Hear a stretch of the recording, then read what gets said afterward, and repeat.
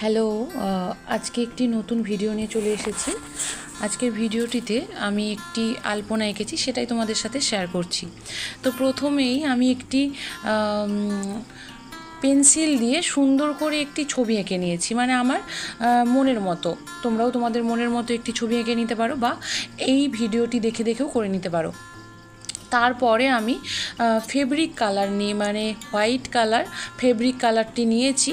তো সেটি নিয়ে আমি সুন্দর করে প্রথমে ওয়াটার দিয়ে একটু মিক্সড করে নিয়েছি একটি আলাদা পাত্রে ঢেলে, এবং তারপরে 1 নম্বর তুলি নিয়ে সেটির সাথে আমি এই যে এরকমভাবে সুন্দর করে ড্রয়িংটি করে নিচ্ছি।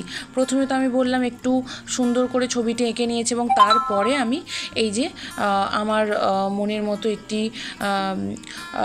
লোটাস মোটিভ বা পাতা মোটিভ ডিজাইন, মানে নিজের মনের মতো আমি করে নিয়েছি। ঠিক আছে, যেরকমটা ভালো লাগবে সেরকমটাভাবে আমি করে নিয়েছি। তো তোমরাও এইভাবে করে নিতে পারো। তবে এই বৃত্তটি আমি করেছি একটি সুতোকে দিয়ে গোল করে একটি প্রথম বৃত্ত করেছি, এবং তারপরে কিছুটা আমি ফাঁকা রেখে যে ছোট করে যে কতটা ড্রয়িং করব সেইভাবে ছোট করে একটা করে নিয়েছি, আর একটা বড় করে বৃত্ত করে নিয়েছি। এই যে দ্বিতীয় ছবিটা এঁকেছি তারপরে আর একটা ধাপে এই যে আমি যেটা করছি।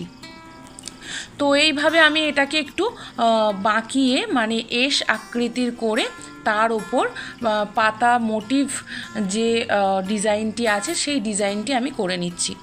ভীষণ সহজ পদ্ধতিতে করেছি। তোমরা সবাই ভীষণভাবে এরকমভাবে ফলো করলেই তোমরা এরকমভাবে করতে পারবে এই ড্রয়িংটি। তো তোমাদের যদি মনে হয় নতুন কোনো ড্রয়িং করব তাও করতে পারো, এবং এই ড্রয়িংটি যদি মনে হয় করবে তাও করতে পারো। এটা মেঝের মাঝখানে আমি করেছি, ভীষণ ভালো লাগে, বেশ বড়, মানে বড় করে আমি করেছি। এবং তারপরে এই যে ধারে ধারে এটা ফিনিশিং করেছি ডট দিয়ে, মানে হাতের আঙুল দিয়ে ডট দিয়ে আমি করে নিয়েছি। তো কেমন লেগেছে অবশ্যই জানাবে।